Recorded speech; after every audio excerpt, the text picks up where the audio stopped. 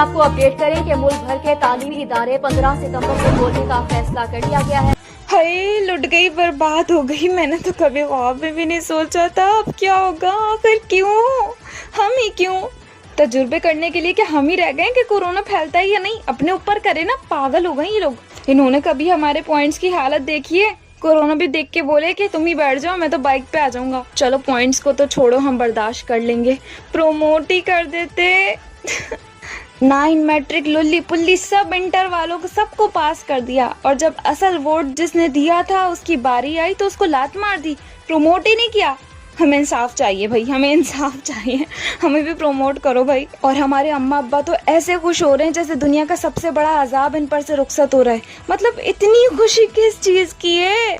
और मेरा तो दिल कर रहा है कि मैं चीखें मार मार के इतना रोऊं कि इस गंजे के सर पे बाल आ जाएं। बाल ना है तो कम से कम अकल ही आ जाए। ऐसा कौन करता है? 2-4 महीने और रुक जाता, प्रोमोट करके हमें फिर भले खोलता रहता यूनी। खैर, मेरी एक आखिरी ख्वाहिश है, लिख लेना जरा।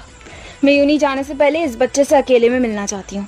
इसके बाद तो मैं इसकी ऐसे छितरोल करूंगी ना कि फिर कभी स्कूल खुलवाने की फरमाइश नहीं करेगा। सब इस बच्चे की वजह से हुआ है। बड़ा उछल रहा था, इसी का स्कूल नहीं खुल रहा, बाकी सब बड़ों के स्कूल खुल रहे हैं। यूनी भी खुल रही है, कॉलेज भी खुल रहे हैं, सब खुल रहे हैं। इस बच्चों के भी खुलवाए ना, बड़ा उछल रहे थे ये लोग। अम्मा अब्बा भी ना पता नहीं क्या मासूम बच्चों को मोबाइल देने की लालच में फजूल उलफुल सिखा के कैमरा के सामने खड़ा कर देते हैं।